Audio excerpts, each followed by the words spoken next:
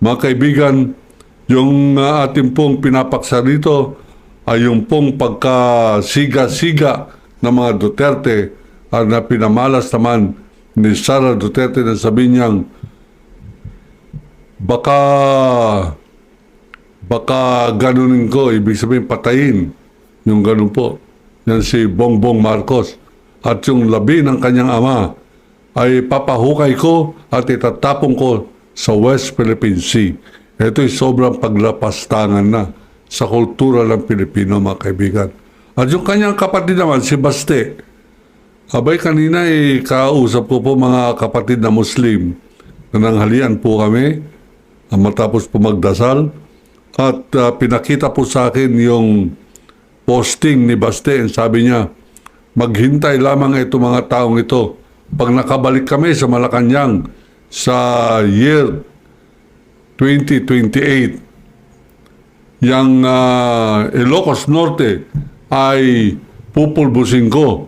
Lahat ng mga drug addict dyan, lahat ng mga kriminal ay papatayin ko.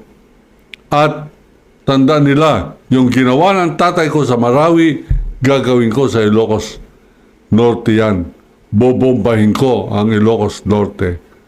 Kaya po, mag-ingat-ingat po kayo. Baka magkamali kayo na iboboto ninyo yung mga Duterte. Kahit anong pwesto. Aba, hindi po maganda mga plano nila. Hindi magandang pananalita na naririnig po ng ating po mga kababayan. Lalo tigit mga kabataan. Ang dapat po ay basura na natin itong mga Duterte na ito at itong Sara Duterte ay dapat turuan natin ang diksyon, mga kaibigan.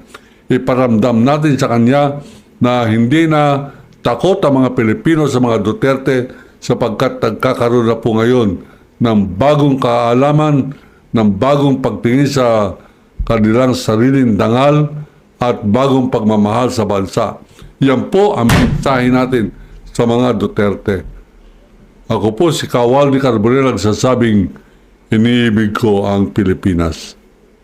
Allahu Akbar.